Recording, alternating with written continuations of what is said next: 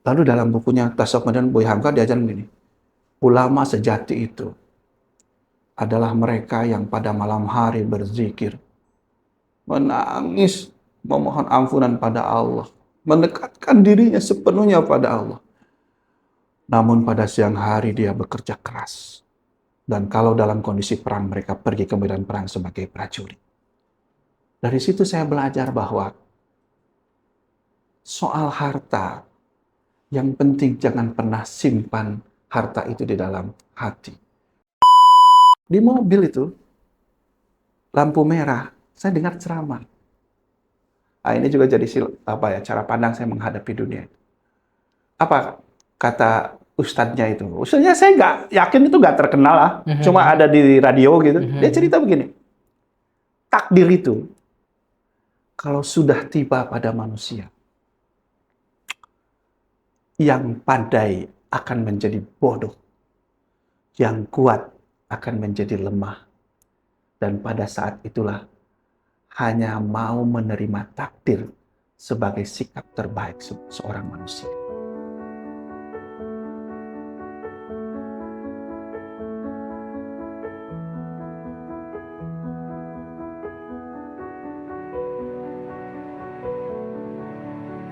Dr. Yu Rusliana, selamat datang Kang Yu di podcast kami di Hamka Muda. Jadi Kang Yu ini guru saya sebenarnya. Sengaja kita undang untuk datang ke podcast episode kedua kita.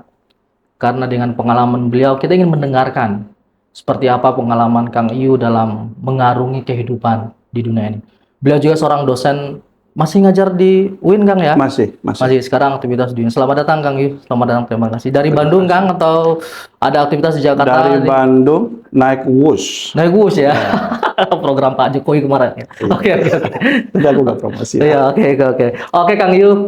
Jadi seperti yang sudah kita bicarakan tadi, kami ngobrol banyak dengan Kang Yu tentang makna kehidupan, tentang kehampaan. Apalagi anak-anak muda ini yang ya kita lihat ada masalah ternyata di problem anak-anak muda yang saat ini belum terselesaikan. Bahkan kalau kita melihat media-media sosial, melihat media-media mainstream seperti media nasional itu, melihat anak-anak muda kita sekarang itu rentan tentang masalah-masalah kehidupan kita ini. Jadi kita ingin mendengarkanlah bagaimana ini Kang Yu terkait dengan masalah ini yang memang belum tuntas, dan kita akan tuntaskan di episode kedua ini. Kang Yu, jadi bagaimana Kang kita untuk melihat dunia yang memang serba complicated, yang serba sudah berubah, berbeda mungkin dengan zamannya Kang Yu dulu seperti apa? Bagaimana Kang Yu melihat fenomena yang sedang terjadi saat ini? Oke. Terima kasih. Saya juga milenial ya. Saya lahir 81, Mas Ulja. Jadi saya masih milenial. Bolehlah saya mengklaim itu ya. Saya sepakat. Dunia saat ini memang berat. Bahasa Mas Ulja tadi complicated. Karena dunia kita ini sudah terkoneksi satu sama lain. Disebut connecting society, masyarakat dengan mudah berinteraksi. Sudah menjadi sesuatu yang kecil, disebutnya juga desa buana, global village. Bahkan setiap orang sudah bisa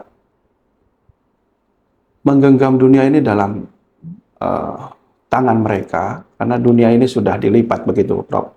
Yasrab Amir Fili yang menyebutnya. Tentu yang paling prinsipil untuk adik-adik kita semua, dan kita semua saya kira, menghadapi dunia yang seperti ini, kita butuh apa yang disebut prinsip kehidupan. Dan itulah sebenarnya modal. Karena dalam berinteraksi, dalam bergaul, kita bertemu dengan banyak orang. Tapi tetap dalam pergaulan itu tentu akan ada yang mempengaruhi, dan banyak yang akan mempengaruhi kita. Tapi ketika kita punya prinsip, kita akan bisa melaluinya semua itu dengan baik. Saya selalu mengatakan kepada adik-adik saya, kepada anak-anak saya, kepada mahasiswa saya, Jadilah seperti ikan di laut, yang kalaupun laut itu asin, ikan itu tidak ikut asin. Bergaulah seluas mungkin, sebanyak mungkin. Satu musuh terlalu banyak, 1000 kawan terlalu sedikit, tapi milikilah prinsip. Karena dari prinsip hidup kita itulah kita akan dihargai oleh orang lain. Tentu pada konteks kita sebagai seorang muslim, prinsip sebagai seorang muslim. Tentu pada konteks kehidupan kita yang berat ini, saya kira banyak anak-anak muda sekarang diberitakan, mohon maaf ya, bunuh diri karena stres, karena mungkin dia mengalami kehampaan dalam hidupnya. Yang paling utama dari itu semua adalah bagaimana mereka membangun optimisme, membangun keyakinan pada diri, dan memastikan hidup mereka semua bermakna. Jangan tunggu menjadi dewasa dan tua untuk bermakna. Karena kebermaknaan hidup adalah hak setiap orang sejak mereka kecil sekalipun, sejak mereka mulai berinteraksi secara sosial dengan sesama. Oke, ini agak serius sedikit pembicaraan kita nih. Kita bahas satu nih kayak gini. Ini khas sekali seriusnya Kang Yu, tapi kita coba mencerna satu-satu apa yang ingin disampaikan. Kang, jadi memang coba kita lihat ya Kang. Tadi Kang Yu sempat menyebutkan tentang masalah anak muda yang bunuh diri dan seterusnya. Kadang kami ini anak-anak muda ini lupa diri itu bukan tentang hampa dan tidak memiliki sesuatu, tapi ada sesuatu lagi yang mungkin yang membuat kita itu stres, hampa, depresi. Nah ini kadang kami bingung ini mana yang pas kata-kata untuk kita bahas tentang masalah yang dihadapi anak-anak muda ketika stres, hampa atau depresi. Apa itu satu konotasi yang sama atau memang itu berbeda dari satu sama lain? Nah, anak-anak muda ini juga harus paham tentang pola-pola itu, Kang. Bagaimana menurut Kang Yu tentang hal tersebut? Oke. Secara teoritis ya. Istilah-istilah itu mungkin punya pemaknaan yang berbeda ya. Baik dari sisi tadi ya. Jadi stres, depresi itu kan ada depresi situasional. Wah, teorinya begitulah kira-kira. Demikian juga perasaan personal ya, sebagai seorang yang merasa hidupnya hampa. Mau apa sih aku ini? Kenapa sih aku gagal? Aku itu inginnya 5, kok cuma dapat 2. Gak sesuai antara ekspektasi dengan kenyataan. Adik-adik semua, teman-teman semua, hidup itu begitu. Tidak semua hal yang kita inginkan terrealisasi. Kita mungkin ingin punya Lamborghini, kita mungkin ingin punya mobil yang paling mewah, tapi fakta yang kita hadapi berbeda.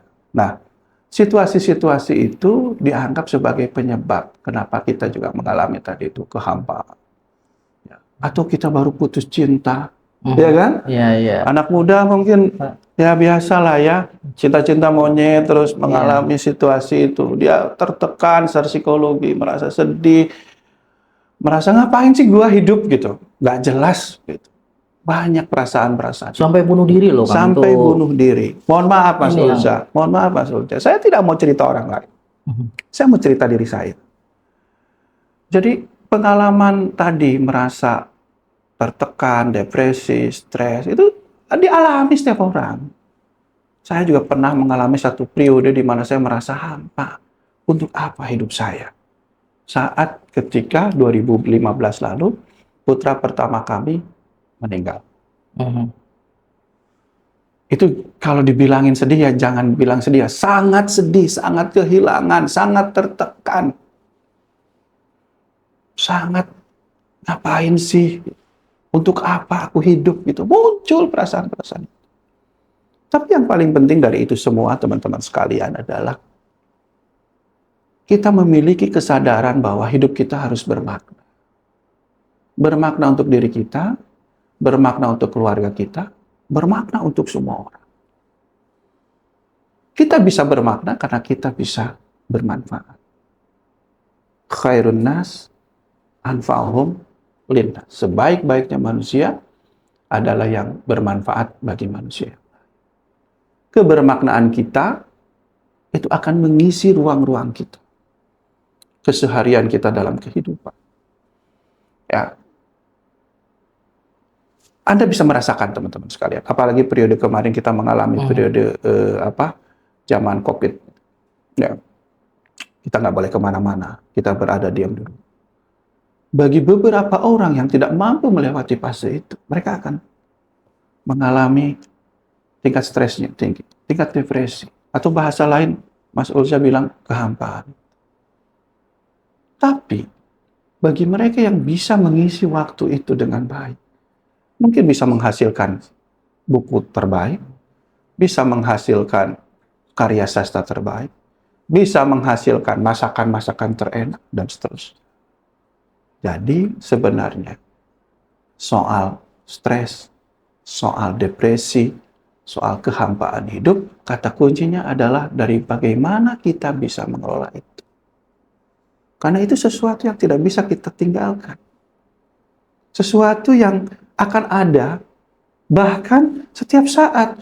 Mohon maaf, kita lagi di jalan, ngejar waktu, lihat jam, waduh, macet nih, ya kan? Tertekan. Tapi tentu itu pada konteks stres yang ringan, ya kan? Iya, betul. Tapi lagi di jalan, ini senggolan, habis senggolan ribut sama orang di jalan. Lalu kemudian mohon maaf, ditelepon sama bos karena kita terlambat, diomel-omelin, tertekan pasti. Ya, atau mungkin terkena apa yang disebut depresi situasional itu karena situasi terjadi di situ tertentu gitu ya. Oke. Bisa terjadi itu. Tapi lagi-lagi kita diajarkan untuk menahan diri. Kita diajarkan untuk istighfar, memohon ampun. Kita diajarkan untuk menenangkan diri. Dan sebagai seorang muslim, Rasulullah mengingatkan kepada kita, jangan pernah mengambil keputusan pada saat yang marah, pada saat marah, pada saat tertekan. Ya, Jangan betul. pernah. Bahaya ya, Kang? Bahaya. Okay. Istighfar, ya diajarkan untuk wudhu. Kalau wudhu kan susah, ya karena mungkin lagi di jalan ribut sama orang. Istighfar, dan nahan diri. Ya, menahan amarah. Menahan amarah itu ciri orang yang sangat dimuliakan oleh Allah. Menahan amarah. Mampu menahan amarah. Itu contoh-contoh dalam kehidupan kita. Jadi, depresi, stres, hampanya hidup ini bukan sesuatu yang oleh kita kemudian harus dijauhi. Kenapa? Karena sehari-hari hidup kita dalam situasi itu. Kecuali Anda dan kita semua di gunung. Di gunung aja masih harus mikir. Ya kan? Di hutan pun harus mikir gimana cara bertahan hidup. Bagaimana cara bertahan hidup. Betul. Apalagi dalam kehidupan kita sehari-hari. Pagi-pagi Anda semua ada yang berangkat ke sekolah. Ya kan? Pagi-pagi sudah berangkat ke sekolah, pakai motor, pakai mobil, berburu-buru, berangkat, nyampe sekolah sudah ada PR dan seterusnya. Sampai di sekolah guru-gurunya marah karena PR-nya belum dikerjakan. Selesai itu pulang ke rumah macet, sampai di rumah orang tua kita nggak ada karena pada sibuk bekerja. Kepada siapa kita mengadu? Nah, disitulah pentingnya kita memiliki komitmen dan kesadaran bagaimana agar hidup kita lebih bermakna. Oke. Sederhananya Kang, ini menarik yang disampaikan Yu tadi ya tentang konsep kehidupan. Tapi kan kadang-kadang kami ini anak-anak muda, hal yang realistis terjadi itu sulit sekali memang kita atasi. Nah, tadi seperti yang bunuh diri, kemudian tiba-tiba kosong, hampa, untuk apa hidup. Tapi kan apa yang Kang Yu sampaikan tadi tidak semudah seperti apa yang kami alami dan bagaimana cara mengatasinya secara langsung. Ini kan banyak ketika Kang Yu, data yang saya baca itu betapa banyaknya anak-anak muda tidak bisa lagi untuk bertahan hidup. Bahkan Gen Z itu eh, banyak ditolak oleh perusahaan untuk bekerja di perusahaan tersebut. Ini kan relatif membuat kita anak muda ini, apakah memang ada gap antara kita semua anak-anak muda ini dengan dunia kerja, ataupun juga gap dengan dunia lain yang memang berbeda dengan generasi kami. Apakah memang kami harus menyesuaikan? Apakah dunia harus menyesuaikan? Kadang kita menggerutu nih Kang. Iya, Ini iya. kok dunia ini seperti ini. Saya ini mau seperti ini, kok dunia nggak bisa seperti ini gitu. Iya. Kadang juga ada yang lebih berat lagi Kang Ayu. Misalnya tadi Kang Ayu cerita tentang kisah pribadi Kang Ayu, tapi itu menarik Kang Ayu. Eh, Mungkin bisa dibahas lebih lanjut. Tapi eh, saya ingin cerita, misalnya saya pernah ketemu teman saya. Dia dinas di Kalimantan. iya, Orang tuanya di kampung, iya, sedang sakit. iya, Dia di Kalimantan sama istri dan anaknya. iya, PNS, iya, ASN. iya, Ingin pindah ke kampung nggak bisa iya, karena tuntutan dia ingin merawat orang tua. iya, Tuntutan kerjaannya dia harus tetap berada di tempat itu. iya. Bagi dia itu sudah dia kosong, hampa. Mm, Nggak bisa ini orang tua. Tapi di sini satu sisi pekerjaan. mm, Ada anak istri yang memang harus dikasih makan. mm, Pekerjaan itu tidak mungkin ditinggalkan. iya, Dan satu sisi secara spiritual, secara penghormatan kita kepada orang betul. tua, kita harus menjaga Mm, orang tua kita. mm, Ini kan dilema mm, tentang kehidupan tadi yang Kang mm, Yu bahas. Itu mm. bagaimana sih Kang ini tips dan triknya kami anak muda ini? Oke. Saya tadi kata kuncinya di kebermaknaan. Mhm. Bermakna. Hidup itu harus bermakna. Apa maksud dari hidup itu harus bermakna? Yang pertama adalah isi hidup kita dengan hal-hal yang bermanfaat. Dengan hal-hal yang sesuai dengan ajaran agama kita. Mau agama apapun. Muslim, Kristen, Katolik, Hindu, Buddha. Saya punya banyak teman. Dan kesimpulan sama kok. Kehidupan ini harus dipandu oleh agama. Jadi isi waktu-waktu kita dari pagi, siang, sore dengan seluruh aktivitas yang bermanfaat. Sampai menjelang tidur kita. Aktivitas yang bermanfaat. Karena misalkan kita sebagai seorang muslim diajarkan kan, dari bangun tidur, orang sudah diajarkan untuk bangun tidurnya aja ada berdoanya. Ya kan? Mhm. Mau tidurnya aja berdoanya. Mau berangkat pun ada berdoanya. Semuanya. Rangkaian-rangkaian kehidupan kita sepenuhnya dibingkai dan dituntun oleh agama kita. Oke. Jadi poin yang kedua yang harus diinikan adalah tadi.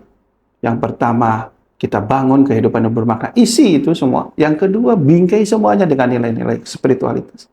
Nilai-nilai keagamaan. Yang ketiga adalah, Mas Ulza, dalam kasus tadi misalkan, tugas kita adalah berikhtiar. Tapi satu hal yang sering dilupakan oleh kita adalah bahwa hasil dari ikhtiar itu bukan urusan kita. Itu urusan Tuhan. Maka pada level-level hati kita yang letih, jiwa kita yang sedih, atau mungkin kita sudah merasa ngapain lagi,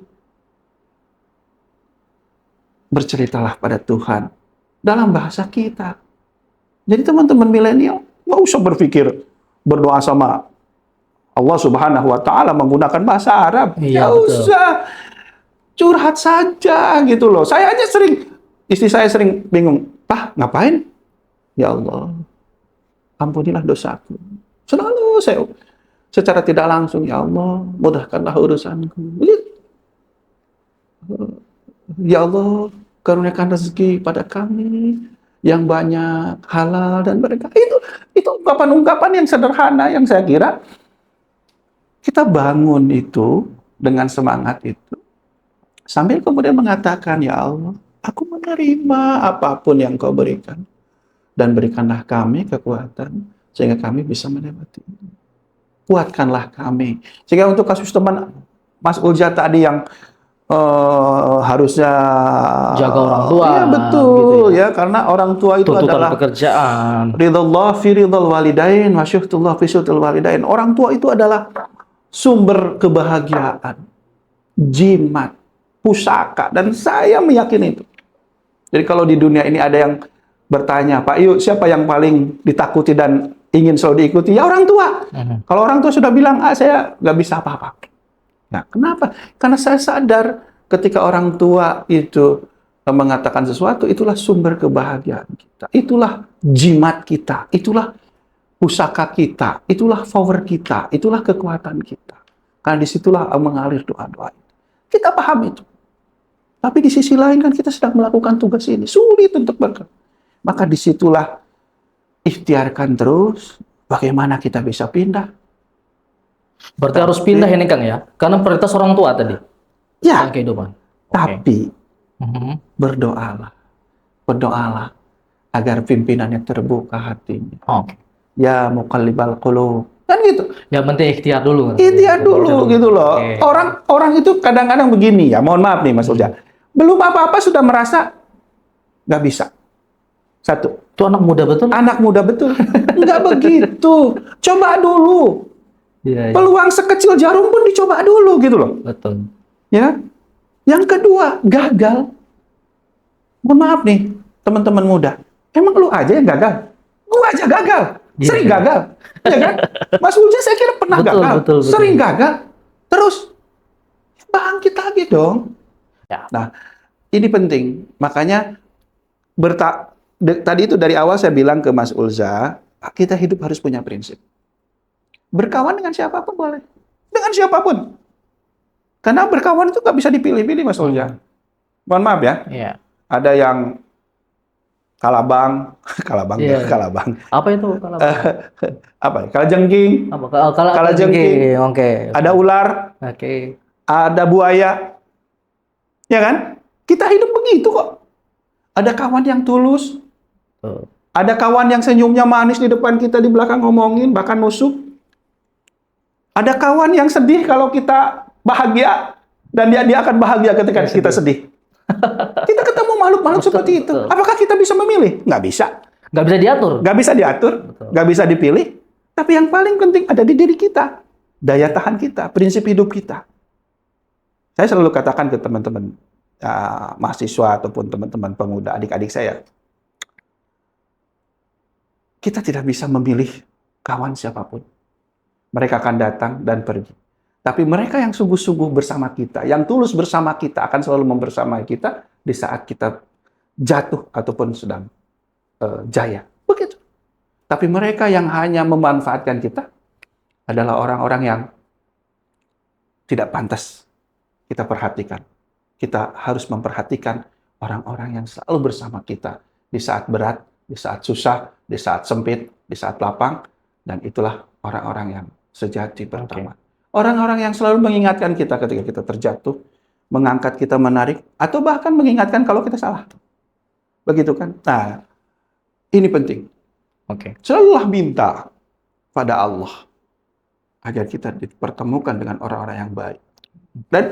Dan itu yang selalu katakan saya pada istri, kepada anak-anak, kepada semuanya. Saya bersyukur di saat begitu beratnya berbagai persoalan yang sedang saya hadapi, saya dikelilingi oleh orang-orang yang baik. Ini penting untuk membangun kebermaknaan hidup kita. Sehingga kita itu merasa hidup kita itu penting. Buat siapa? Bukan buat diri kita. Tapi buat orang lain. Buat orang tua kita. Makanya kalau saya sering ditanya sama teman-teman ya, Pak Yu, kalau lagi gak semangat, solusinya gimana? Kalau lagi gak ada motivasi? Saya tuh solusinya pulang kampung. Saya lihat ibu saya. Cas gitu ya? ya? Betul. Ya. Saya lihat ibu saya. Dulu zaman masih ada ayah saya. Saya lihat ayah saya diskusi, ngobrol, bercerita. Saya dengar harapan mereka. Bagi saya harapan mereka adalah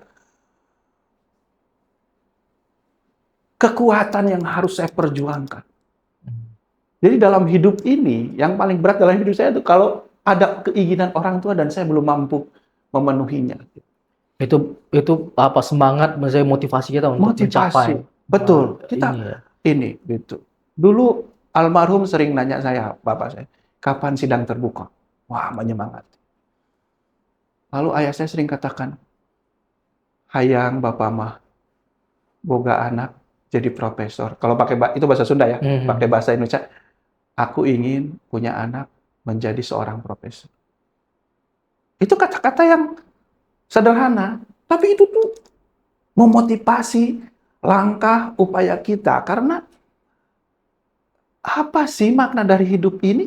Salah satunya adalah membahagiakan orang tua, memuliakan orang tua, membangun kebahagiaan bagi keluarga kita, bagi lingkungan masyarakat kita, gitu. Sehingga mereka sadar bahwa kita itu ada karena keberadaan. Kita bermanfaat buat mereka. Makanya selalu katakan memberi, menerangkan hati itu tuh, Mas. Betul. Apalagi anak-anak muda ini yang lagi merantau nyusun Yes. skripsi, Kang ya. Yes. Jangan aneh-aneh kerjaannya di kota. Iya. Selesaikan dan tuntaskan apa yang diminta oleh orang tua. Jadi lihatlah wajah keluarga kita, lihatlah wajah teman-teman kita yang lagi kesusahan. Kita harus bersyukur dengan apa yang kita miliki hari ini, gitu ya. Dan tadi jangan pernah menyerah. Karena Tuhan itu unik. Tuhan itu unik. Ini pengalaman spiritual saya. Iya. Gimana itu? Tuhan itu unik, Mas. Kita melangkah 1, Tuhan ngasih 10. Iya. Kita melangkah 2, ikhtiar kita 2 nih, Tuhan bisa ngasih 20. Jadi, teman-teman, bukan kita yang hebat, tapi Tuhan yang menghebatkan kita, gitu loh. Karena kalau pakai logika, kalau pakai penalaran, pakai kemampuan kemanusiaan, pencapaian kita paling cuma 2 langkah. Tapi dengan kekuasaan Tuhan, datanglah orang baik, datanglah teman atau siapa membantu kita, jadilah 20. Begitu. Ini yang kadang-kadang nggak disadari. Ini yang kadang-kadang yang tidak disyukuri. Seolah-olah segalanya adalah diri kita. Tidak. Itu. Oke. Prinsip, kemudian fondasi agama, spiritualnya, ketiga dan harus punya teman. Betul. 3 poin itu ya, Kang, yang saya tangkap berteman tadi. Dengan orang-orang yang baik. Tapi kita tidak bisa memilih teman. Yes. Kita nggak bisa memilih teman, karena teman datang dengan sendiri, dengan caranya. Sendirinya, dengan caranya. Mungkin dengan tujuan untuk menguji kita. Betul. Cara terindah Tuhan menguji kita, menguji kesabaran kita. Ya itulah bumbu-bumbunya kehidupan ya. Bumbu kehidupan. Kan makan juga kan tidak semuanya manis seperti Jogja. Betul. Ya kan? Pedas seperti Padang. Agak asin-asin dikit seperti Sunda. Begitu kan? Nggak begitu kan? Ya kita nikmati aja semua itu sebagai sebuah sebagai sebuah proses kehidupan yang harus kita jalani, gitu loh. Dinikmati saja, disyukuri. Kalau lagi nggak ada duit, inget loh, masa-masa kamu di dompet aja dolar semua, gitu kan? Kalau lagi banyak duit, inget loh, banyak saudara kita yang butuh. Betul. Ada keluarga kita yang ini loh, ada tempat ibadah yang perlu kita bantu, dan seterusnya. Kalau lagi galau, waduh, banyak sekali yang galau seperti kita. Kalau merasa gagal, waduh, banyak sekali yang gagal seperti kita. Tapi yang paling penting adalah tadi, kalau kita lagi berjaya, tidak merasa hebat, tidak takabur, begitu kan, tidak sombong, tidak merasa ini. Kalau kita lagi jatuh, tidak merasa paling terpuruk sedunia. Seolah-olah orang lain nggak merasakan, lalu hanya kita sendiri yang merasakan. Tak begitu. Iya. Saya ingat itu, apakah namanya? Quote menarik itu. Semua pasti berlalu. Apapun itu. Jaya berlalu, susah berlalu, senang juga berlalu, sementara semua. Itu, betul. Kan? Betul. Gitu ya. Betul. Dan semuanya adalah ujian. Oke. Mau kita dikasih kelebihan harta, ujian. Mau dikasih kekurangan harta, itu juga ujian. Ketika kita kelebihan harta, kita diuji. Apakah kita bersyukur? Ya kan? Betul. Apakah kita bisa menggunakan harta itu untuk kebaikan? Tapi ketika kita sedang kekurangan, kita diuji. Apakah kita bersabar? Apakah kita menerima takdir? Mas Ulza, dalam pencarian hidup saya, dalam perjalanan hidup saya, saat 2015, anak saya meninggal. Anak laki-laki pertama meninggal. Usianya 8 tahun lebih. Kalau ada sekarang sudah kuliah di semester 4. Karena kebetulan almarhum ini sekolahnya di kelas akselerasi, jadi sampai kelas 5. Dulu program di akselerasi, zaman masih ada program akselerasi. Waktu itu kelas 3. Teman-teman sekarang sudah semester 4. Nah, saya merasakan satu momen betapa tadi ya, hampanya hidup.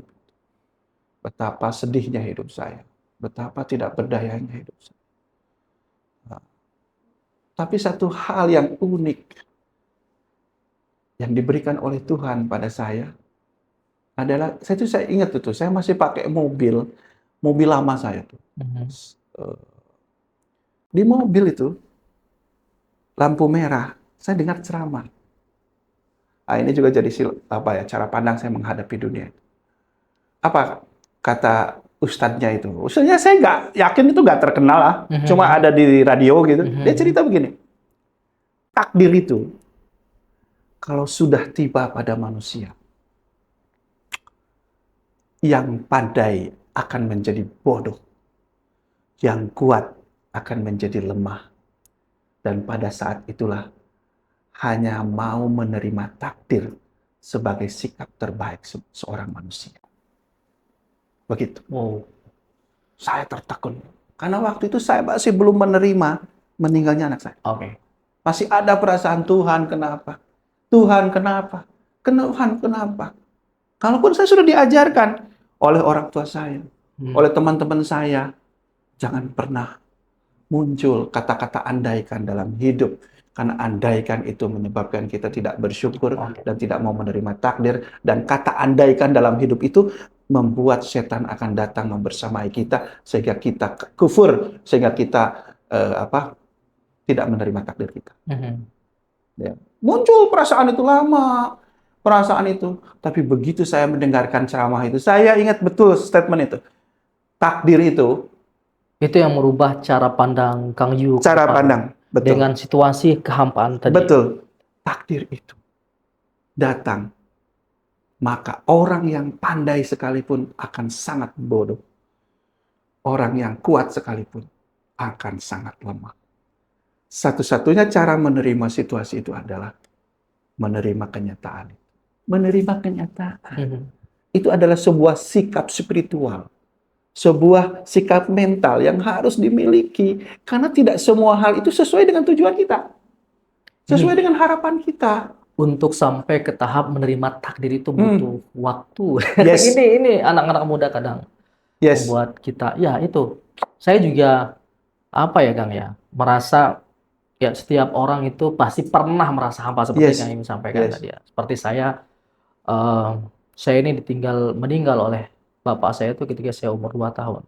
Bahkan saya belum pernah sama sekali merasa bertemu dengan orang tua saya karena waktu itu belum 2 tahun belum merasa belum. Tapi ya waktu itu. Dan saya diceritakan oleh almarhum kakek saya tentang bagaimana beliau membesarkan saya dan punya harapan besar oleh ayah saya ketika itu. Bagi saya hampa itu. Kenapa hampa? Ya saya hidup tanpa ayah. Betul. Yang membesarkan sampai sekarang ibu saya itu single parent. Beliau tidak menikah. Sampai sekarang beliau tidak menikah. Kadang saya merasa saya ini orang yang gagal mungkin, dan mungkin orang yang tidak dikehendaki, ya hanya sebatas itu saja. Dan ya sekolah gitu saja. Tapi di situ saya melihat titik balik saya, Kang Yu sampaikan. Titik balik saya adalah ketika almarhum kayak saya cerita, ada harapan besar dalam keluarga kita, kamu yang harus menjadi jembatannya. Nah, untuk menjadi jembatan itu nggak mudah. Kita butuh alatnya, butuh kayunya, butuh semennya, dan seterusnya. Nah, untuk alat-alat itu harus kamu siapkan, mulai dari belajar, kuliah, dan seterusnya. Itulah yang membuat saya sampai pada titik ini. Mungkin Kayu lebih paham. Jadi curhat saja jadinya, Kang. Tapi itulah yang saya merasa ya hampa kehidupan saya. Tapi kalau tidak didampingi sesuatu lingkungan yang baik, tidak didampingi oleh rasa spiritual yang bagus tadi, Kang, itu membuat kita akan terlena dan selesai dengan kehidupan kita. Saya juga hampir bunuh diri, Kang. Pasti. Dan ya tidak mau melanjut kehidupan. Kehidupan saya berlanjut ketika almarhum kakek saya menyampaikan itu. Itulah mencapai titik poin saya sampai pada saat ini. Itu kondisi dulu, Kang, ya. Hmm. Mungkin itu di tahun 2000-an lah, Hmm. milenium lah ya. Milenium. Fenomena dulu itu tidak terlalu seperti sekarang, Yes. yang memang sudah terhubung, yang Hmm. seperti yang Ibu sampaikan tadi, hyper connectivity, Yes. media sosial, Hmm. teknologi, bahkan AI. Sekarang Iya. sudah berpindah lagi bukan tentang chat AI-nya, Iya. tapi sudah agensi Betul. AI-nya. Jadi Betul. sudah berkembang luar biasa. Betul. Bahkan 2030 disampaikan akan terjadi hal yang bioteknologi dan Yes. seterusnya akan Yes. berkembang dengan baik. Nah, kan anak-anak muda banyak hidup di media sosial, Betul. Betul. Kemudian mereka sering curhat itu di media sosial. Yes. Nah, ini bagaimana, Kang, fenomena kecurhatan anak-anak muda Hmm. yang tadi hampa, kemudian cerita lagi ke media sosial. Betul. Fenomena ini saya lihat terjadi. Ya. Yang serba lengkap, modern. Kita Ya. dulu yang tidak serba lengkap, Betul. bahkan terbatas. Tadi kami Betul. cerita masalah radio saja. Hmm. Dan sekarang serba lengkap, tapi kehampaan itu akan semakin plong. Tidak ada dasar seperti yang Kayu Betul. sampaikan tadi, spiritual, Ya. prinsipnya, Ya. kemudian juga masalah teman. Hmm. Itu justru semakin hilang 3 poin itu. Betul. Itu bagaimana Kang Gi melihat fenomena itu, dan anak muda yang sekarang itu harus seperti apa dengan fenomena yang terjadi itu? Oke. Situasi ini kembali tidak bisa kita tolak. Maka yang paling penting adalah tadi, perkawanannya jikapun hanya sebatas di media sosial, ciptakan perkawanan yang bagus, yang suportif. Itu. Nah, memang itu tidak bisa milih. Karena itu yang paling penting adalah perkuat ke dalam juga. Perkuat keluarga kita juga. Aduh Pak, orang tua saya sibuk, boro-boro ngurusin kita, boro-boro ngurusin curhatan kita, malah curhatnya ke teman, betul. malah curhatnya ke medsos, ya kan? Ya. Nah, oleh karena itu, forum-forum medsos yang positif itu harus diperbanyak, Mas. Tapi tetap dari perspektif itu, internal, eksternal harus bagus.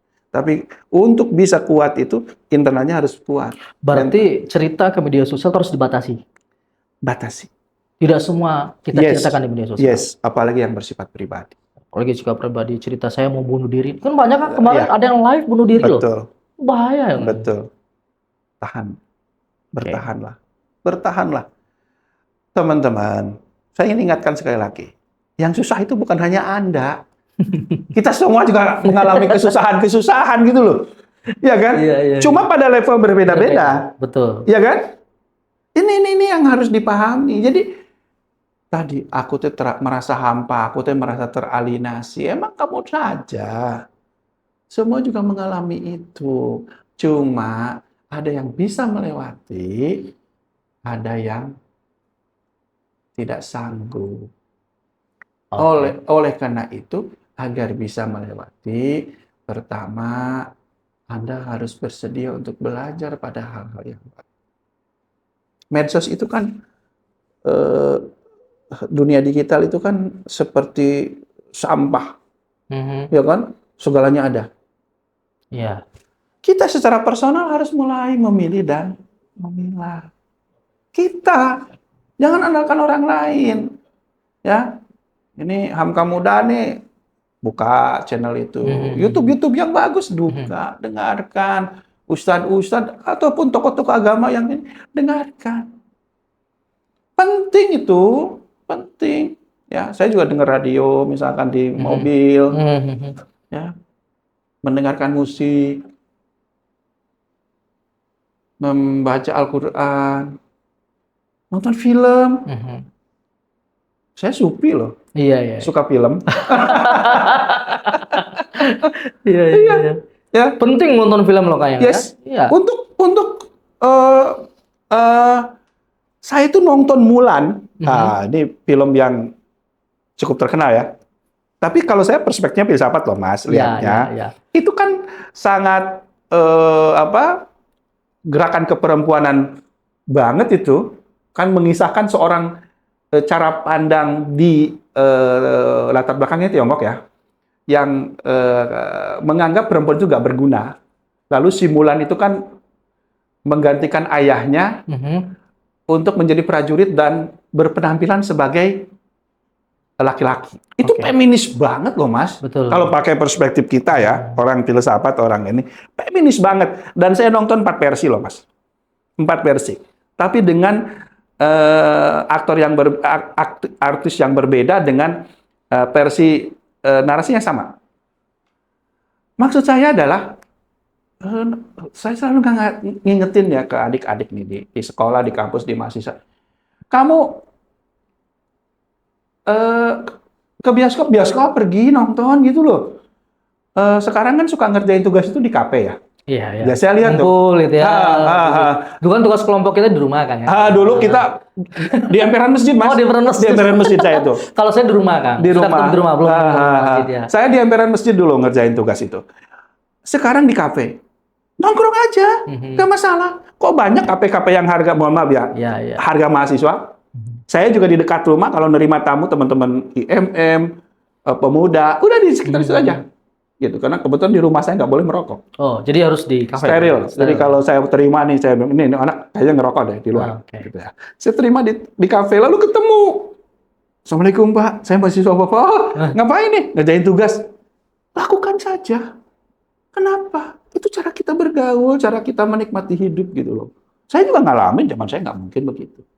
Ya. Sekarang serba viral. Sekarang serba main TikTok lah. Apa tuh? Reel apalah, saya juga nggak ini ya. Main IG lah, segala macam.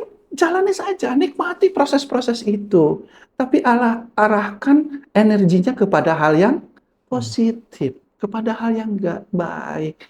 Jangan banyak nonton yang nggak baik-baik. Karena itulah kemampuan memilih dan memilah menjadi penting. Karena itulah pentingnya memiliki prinsip dalam hidup. Bahwa aku mau begini loh. Aku mau begini loh. Si A misalkan namanya siapa gitu. Aku mau begini. Aku hidup bermanfaat. Kuatkan dalam diri kita. Aku ingin hidupku bermakna. Aku ingin hidupku bermanfaat. Caranya bagaimana? Dimulai dari bangun tidurnya loh. Dan bangun tidurnya itu gimana? Mau bermanfaat ya bangun tidurnya aja kesiangan. Iya kan? Iya, iya. Padahal seorang muslim nggak sholat subuh pastinya kan? Udah pasti karena siang. Siang, iya kan? Udah gitu nggak ada ibadah lain. Mohon maaf, kan bangun tidurnya diperbaiki. Saya belum sanggup nih Pak Yu bangunnya jam sekarang subuh itu 40-an, ya kan? Kalau di Bandung, Pak Yu belum sanggup saya bangun subuh ya bangun 5:30 dulu lah. Ya, Belum sanggup jam 5 lah, ya kan? Begitu pelan-pelan dulu. Tapi mulailah nikmati ini. Lalu bangun segera ke air sholat, ya kalau seorang muslim sholat. Selesai sholat, aku ngerjain apa ya? Ngerjain apa kek? Mengerjakan sesuatu yang bermanfaat. Menemukan hal yang membuat kamu merasa bahagia, merasa senang. Hindari hal-hal yang membuat kamu merasa tidak senang. Lakukan itu di rumah. Saya itu kegiatan saya pagi-pagi itu selesai sholat subuh, baca Al-Quran, ngaji rutin, habis itu apa? Bersih-bersih di belakang, buang bunga yang udah ini, siram. Itu enjoy, nikmat. Kalau yang senangnya media sosial bagaimana? Medsos pagi-pagi. Tapi tetap dibatasi. Betul. Ya. Jangan curhat di media sosial. Betul. Medsos pagi-pagi nih medsos. Jangan ada kajiannya Ustadz Adi Hidayat. Ikutin. Hamka Muda tampil. Ikutin gitu. Nikmati. Habis gitu, wah aku jogging deh. Jogging. Berangkat. Wah aku harus kuliah, berangkat kuliah. Wah, aku harus sekolah, sekolah. Wah, aku harus bekerja, bekerja. Tapi semua tidak boleh ada waktu yang terjeda. Tidak boleh ada waktu yang kosong.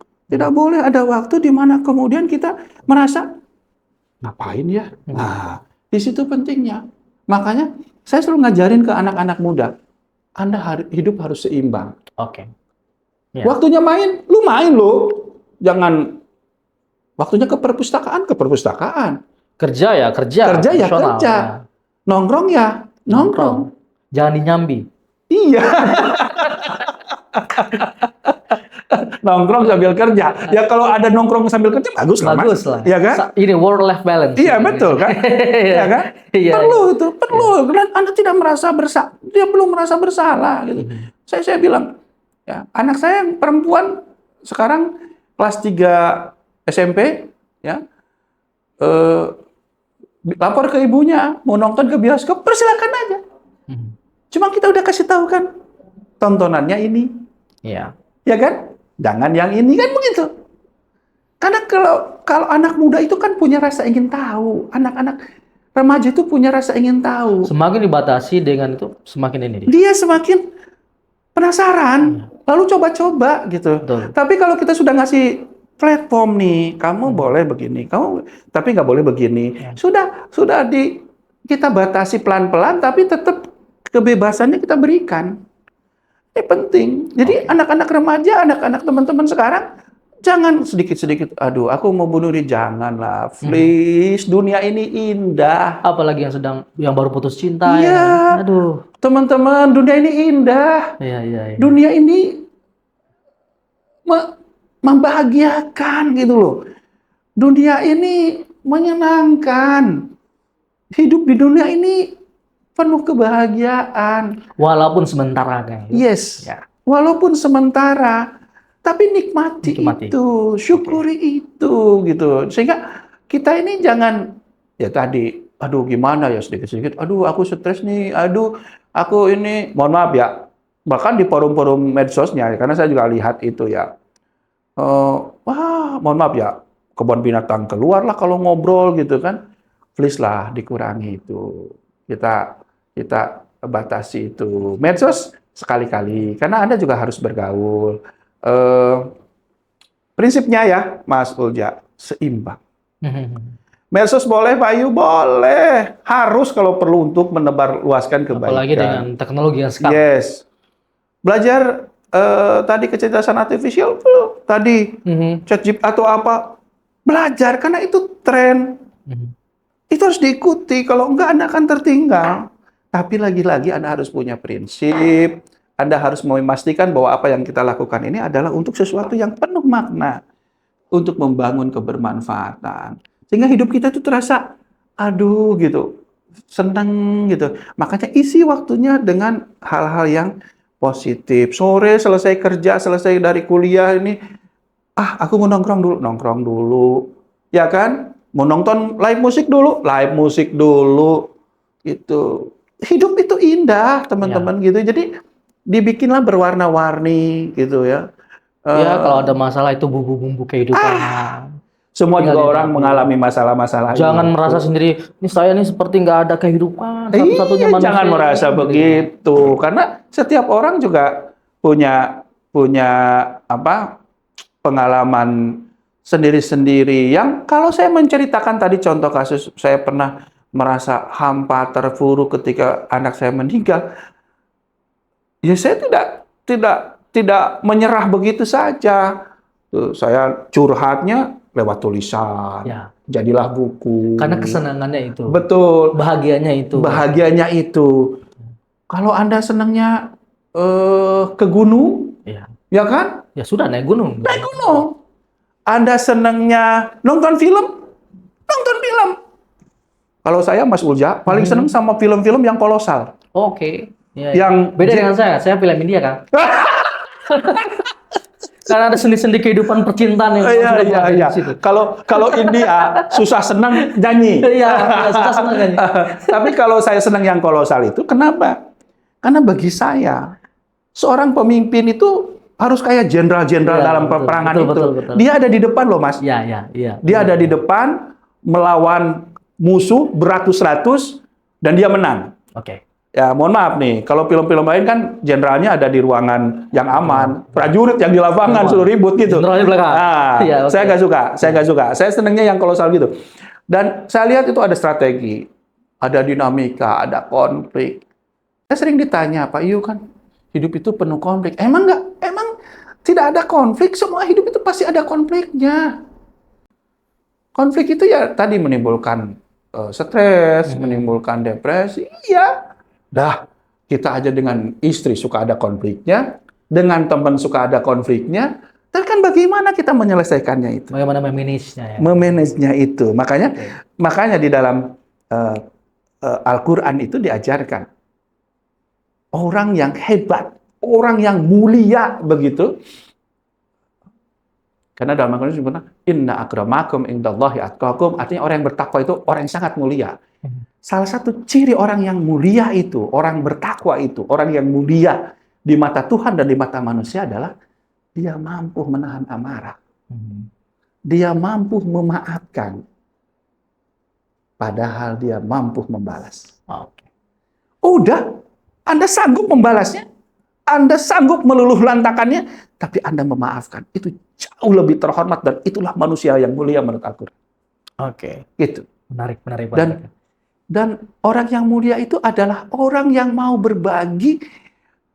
Disebutkan dalam Al-Qur'an itu, dalam Ali Imran ayat 134-135 itu diilustrasikan orang yang mampu berbagi di saat sempit dan lapang. Jadi, kalau Anda mau mulia, kalau Anda mau meaningful, hidup Anda harus bermakna, tidak hampa. Belajarlah untuk dalam berkonflik memaafkan, mengalah. Mengalah itu bukan kalah loh, Mas. Betul. Mengalah itu bukan kalah. Mengalah itu menunjukkan kita lebih memiliki sikap mental juara daripada orang yang mungkin menyerang kita, mencemooh kita. Dalam hidup itu memang pilihannya cuma ada yang suka, ada yang setengah suka, di depan kelihatan suka, di belakang ngomongin, ada yang tidak suka sama kita. Selalu begitu dalam hidup itu. Mas Ulja selesai dokter, ya pilihannya cuma 3. Saya selesai dokter, pilihannya cuma 3. Orang itu berinteraksi dengan kita. Senang, bahagia benar. Yang kedua, setengah senang. Yang ketiga, nggak senang gitu loh. Begitu, relasi manusia begitu. Sudah jalani saja. Ya? Jalanin saja. Ngapain juga kita mikir yang nggak senang dan setengah senang. Yang tidak bisa kita kontrol. Gitu, iya, ya kan ngapain juga capek-capek. Ya. Mending kita membersamai orang-orang yang tulus bersama kita. Mending kita tiap hari mau tidur menulis kebahagiaan kita hari ini. Mungkin itu lebih baik sehingga kita itu merasa bersyukur dengan pencapaian-pencapaian hidup yang kita jalani. Semua orang punya kok pencapaian-pencapaiannya. Jangan bilang Anda tidak punya pencapaian. Aduh, aku ini sekolah aja rankingnya terakhir. Itu sudah keren dibanding saudara kita yang nggak sekolah. Ya kan? Jadi lihat titik terendah. Yes, lihat ke bawah. Jangan membandingkan ke atas. Yes, lihat ke bawah. Jangan lihat ke atas gitu loh. Saya selalu anak saya itu nggak pernah takut melaporkan hasil. Ya, anak saya tuh, "Opa, nilainya kok 60." Saya bilang, ya udah. Yang penting kamu segera remedial. Yang penting segera perbaikan. Begitu. Oke, jangan menyerah lah. Jangan menyerah ya. Ya, Pak. Anak saya tuh dididik untuk tidak merasa takut melaporkan satu kegagalan. Karena bagi saya selalu katakan, bagi papamu yang paling ditakutkan adalah melihat anak yang tidak sanggup bangkit saat gagal. Itu jauh lebih berat. Kalau sekedar ranking 15 dari 23, ranking 23, itu jauh lebih baik daripada yang nggak sekolah. Tapi mohon maaf, teman-teman yang nggak sekolah jauh lebih baik dari teman-teman. Dia nggak mau sekolah karena situasi, lebih baik daripada orang-orang yang nggak mau belajar. Jadi lihat ke bawah. Jangan melihat ke atas. Jangan lihat ke atas. Tapi kalau soal kebaikan, Mas, lihat ke atas. Lihat ke atas. Kalau soal kebaikan, prestasi, dan kita memang memiliki daya tarung, daya juang, dalam bahasa McLaren itu need an achievement itu, nah itu ceritanya lain.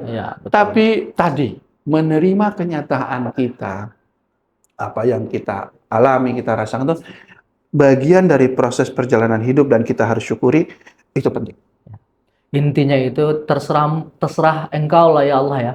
Pokoknya intinya engkau ridho, engkau bahagia, engkau senang, siap kita jalani kehidupan. Jalani kehidupan. Terakhir Kang Yu, ada pertanyaan yang menurut saya ini harus dijawab oleh Kang Yu, supaya kami anak-anak muda, hamka muda ini bisa memahami betul tentang kehampaan ini.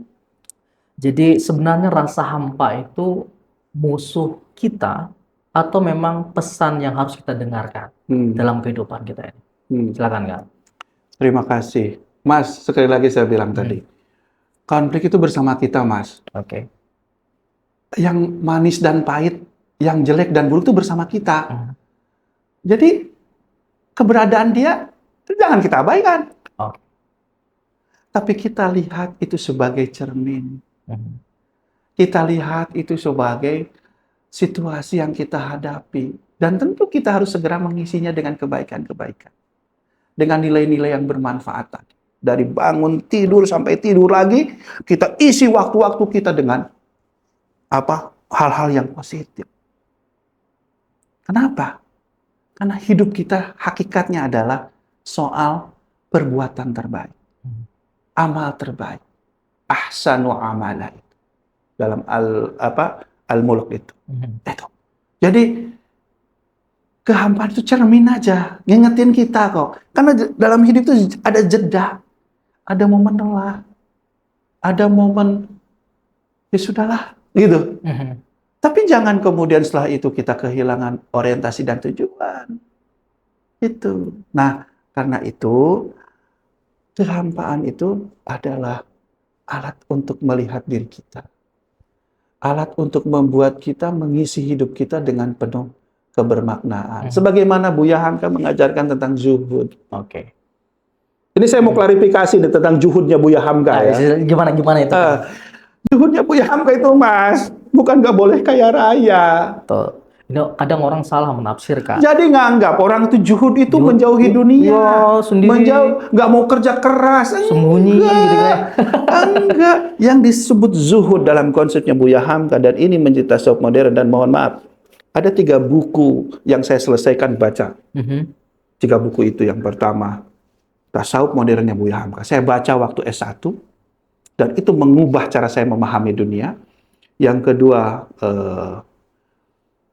Sang Alkemis, dan yang ketiga novel itu Sang Alkemis itu juga sama. Kan di novel Sang Alkemis itu bercerita tentang pencarian manusia. Dia nyari harta karun. Padahal harta karun itu ada di hati, pada diri kita. Itu dia yang membentuk hidup saya. Ngapain jauh-jauh gitu? Ngapain jauh-jauh? Lupa diri itu. Lupa. Man arafa nafsah. Ya. Faqad arafa rabbah.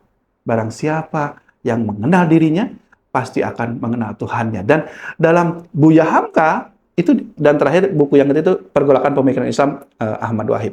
Nah, 3 buku itu saya selesai baca. Yang lain semuanya scamming. Scamming itu ya baca pas butuhnya aja.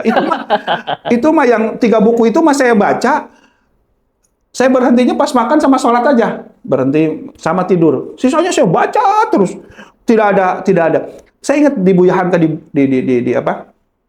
bukunya Buya Hamka Tasawuf Modern, yang itu mengubah cara pandang saya. Karena waktu itu saya dalam proses pencarian. Iya. Pencarian spiritual waktu itu saya ingat. Jadi saya tuh ingin menguasai, ingin pintar, ingin pandai. Satu keinginan saya itu waktu itu. Aku ingin pandai. Lalu ada ajaran yang mengatakan ilmu itu untuk orang-orang yang terjauh dari dosa. Wah, dari situ saya menghindari interaksi dengan orang karena takut dosa. Lihat mahasiswi yang cantik aja gak berani saya itu. Karena takut dosa. Naik angkot, zaman angkot ya Mas, waktu itu. Itu udah benar akhirat benar. Pokoknya itu. Naik angkot itu, lihat mahasiswi saya menjauh. Pokoknya saya takut dosa. Karena kata Imam Syafi'i, dosa itu ada dosa pikiran, ada dosa hati, ada dosa penglihatan ataupun panca indera. Nah, wah, saya menghindari itu. Saya 1 bulanan lah itu menghindari dunia ya tuh. Yang saya kerjakan itu belajar, menulis, baca Quran terus gitu ya, ibadah. Lalu dalam bukunya Tasawuf Modern Buya Hamka diajarkan begini. Ulama sejati itu adalah mereka yang pada malam hari berzikir, menangis, memohon ampunan pada Allah, mendekatkan dirinya sepenuhnya pada Allah. Namun pada siang hari dia bekerja keras. Dan kalau dalam kondisi perang, mereka pergi ke medan perang sebagai prajurit. Dari situ saya belajar bahwa soal harta, yang penting jangan pernah simpan harta itu di dalam hati. Kalau kau punya mobil yang hebat, jangan simpan mobil itu di dalam hati. Simpanlah mobil itu di tempat itu. Jadi kalau terjadi apa-apa, nggak akan ribut. Kalau, mohon maaf ya, ada kerusakan, nggak akan sakit hati. Kalau mogok, nggak usah sedih gitu loh. Karena itu adalah harta-harta yang tidak mengganggu kita gitu. Sementara banyak orang hari ini meletakkan harta itu dalam hatinya, sehingga menjadi Tuhan-Tuhan kecil, sehingga dihambakan sedemikian rupa pada harta. Padahal harta itu adalah alat saja, cara mendekatkan diri pada Allah.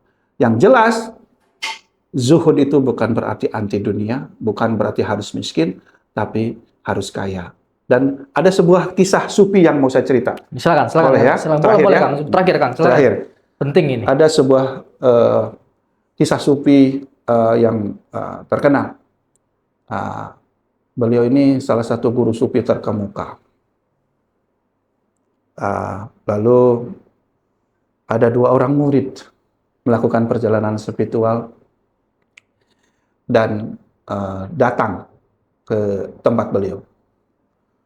2 murid itu kaget, ya, karena rumah beliau itu seperti istana, sangat mewah dan makanannya juga sangat mewah. Masuk, gitu ya, bertamu dan berkata, wahai Syekh, izinkan saya mau bertemu Syekh ini, gitu ya. Disangkanya yang menemuinya itu sebenarnya guru sufi itu. Dia berpenampilan mirip seorang sultan, gitu. Lalu si murid sufi itu, Syekh, bolehkah saya bertemu dengan guru sufi ini, gitu ya. Jadi disangkanya yang menemui itu pasukannya atau apa? Karena di bayangan si murid sufi ini, sufi itu harusnya kan sederhana, gitu ya. Ini, ya, kalaupun pakai baju ya cuma ini kan yang datang menemuinya ini. Lalu kata guru sufi, yang kau cari itu aku. Kan bingung, kok dia kok begitu mencintai dunia, mewah gitu ya. Nah, lalu si guru sufi itu katakan, karena harta bukan lagi sesuatu yang ada dalam hatiku. Harta itu adalah sesuatu yang melekat sebagai sesuatu yang biasa saja dalam hidupku. Jadi kamu makan apa. Tadi kamu makan apa di sini? Wah, kami makan yang enak.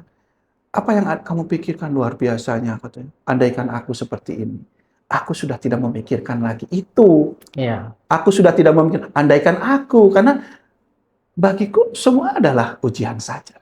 Semuanya adalah sesuatu yang sama. Piring ini boleh emas, tapi aku tidak terpengaruh dengan itu.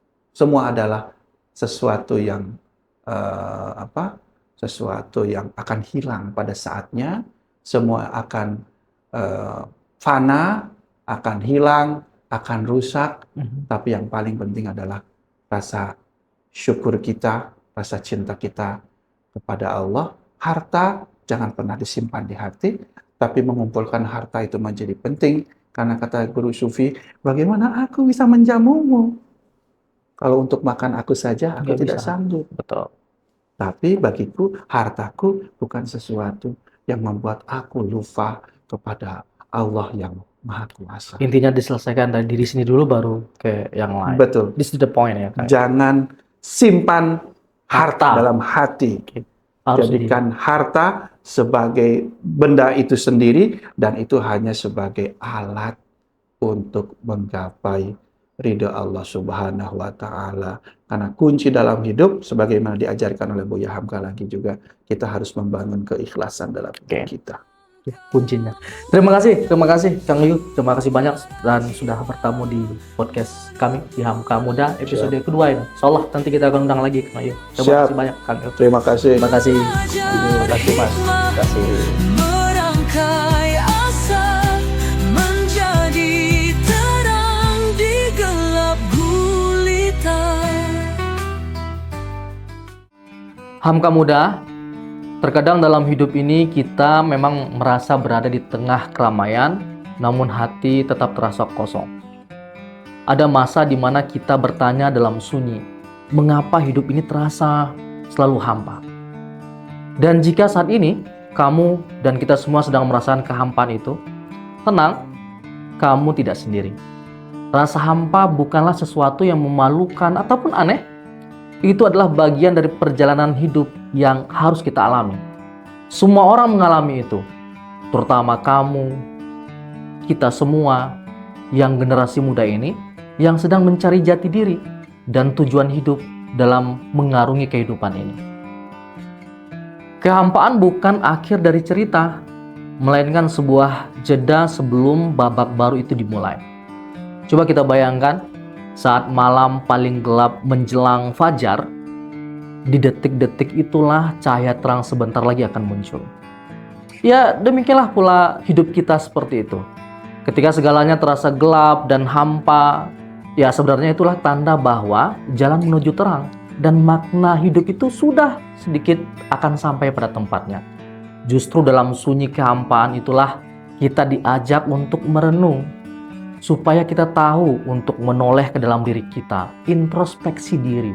Bahkan kita harus mengadu, mengetuk pintu langit, mencari jawaban dari Tuhan yang Maha Kuasa. Ya, mungkin inilah cara Tuhan atau semesta berbicara kepada jiwa kita, menggugah hati agar kita mulai mencari makna yang lebih tinggi dan tujuan yang lebih mulia. Rasa hampa ini bukan musuh. Sekali lagi, rasa hampa ini bukan musuh. Ia adalah suara jiwa kita dan harus kita ingat selalu menjadi patokan kehidupan kita. Saya ingin kita bersama memikirkan, coba, masih ingat tentang filmnya Tenggelamnya Kapal Van der Wijk? Karya legendaris yang dibuat oleh Buya Hamka. Bagaimana seorang Zainuddin setelah berpisah dengan Hayati, dengan orang yang paling dia sayangi, hidupnya terasa hampa, bahkan sakit, menggigil. Dia tidak pernah berpikir akan terjadi seperti ini. Apa yang ia lakukan? Ia pergi merantau bersama Bang Muluk, walaupun dia merantau dari Makassar ke Padang. Pergilah beliau ke Jakarta bersama Bang Muluk. Dia termotivasi. Hampa itu harus dilawan. Hampa itu panggilan jiwa yang memang harus kita hadapi, supaya bisa sampai pada tahap berikutnya. Kita bisa upgrade apa yang harus kita dapatkan untuk memotivasi kita. Dan terbukti Zainuddin sukses dengan caranya. Hayati tetap ia sayangi. Walaupun ada rasa hampa itu tidak bisa kita hilangkan, tapi kita bisa mengontrol, bisa merasakan, menjadi alarm kita untuk menyadarkan kita bahwa kita ini manusia, kita bukan mesin. Jadi tidak perlu merasa takut, tidak apa merasa hampa. Jangan kita diam di situ, tapi itu yang paling penting. Kekosongan itu seperti gua yang gelap, tapi dia di dalamnya itu, di dalam gua yang gelap itu ada mutiara yang hanya ditemukan oleh mereka yang berani masuk. Jadi untuk seluruh anak-anak muda Indonesia atau seluruh anak-anak muda di dunia ini, saya tahu terkadang memang berat dalam tekanan kita, terutama di era saat ini.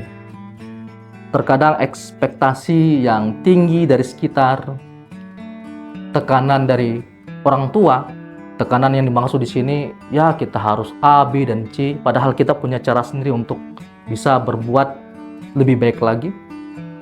Dan impian kita yang belum terwujud, gagal tes, gagal untuk meraih mimpi, susah mencari pekerjaan, tiba-tiba mau bunuh diri.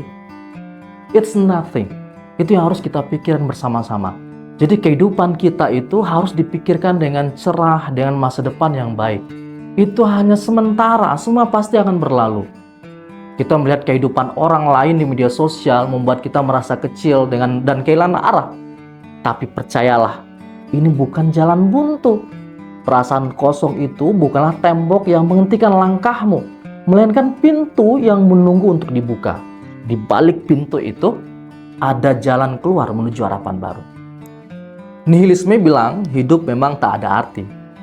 Tapi banyak para pakar ataupun para filsuf dunia mengatakan artimu ada di tangannya dan tugasmu adalah merangkai ikhtiar dengan ikhlas. Tugas kita berproses. Semua sudah kita jalani, dan kita sudah melakukan apa yang harus kita lakukan, ya tinggal kita ikhtiar dengan hasil yang harus kita dapatkan. Ya, hasilnya itu Tuhan yang menentukan. Kita tidak bisa intervensi itu. Bisa intervensi dengan cara kita berdoa kepada Yang Maha Kuasa sebagai penghambaan kita kepada Tuhan Yang Maha Kuasa. Jadi jangan pernah lari dari hampa. Kita harus mendengarkan rasa hampa itu. Ya mungkin itu adalah undangan Tuhan untuk mengisi jiwa dengan hal-hal yang tidak bisa dibeli. Cinta, doa, dan keheningan yang bermakna. Hari ini, ambil satu langkah kecil. Coba kita pejamkan mata, tarik napas, dan katakan, aku ada di sini dan hidupku layak untuk diisi. Karena di balik rasa hampa yang paling kelam, selalu ada cahaya yang menunggu untuk kita nyalakan. Kita bukan generasi hampa, kita generasi yang berani mencari terang dalam gelap. Stay muda, stay berarti.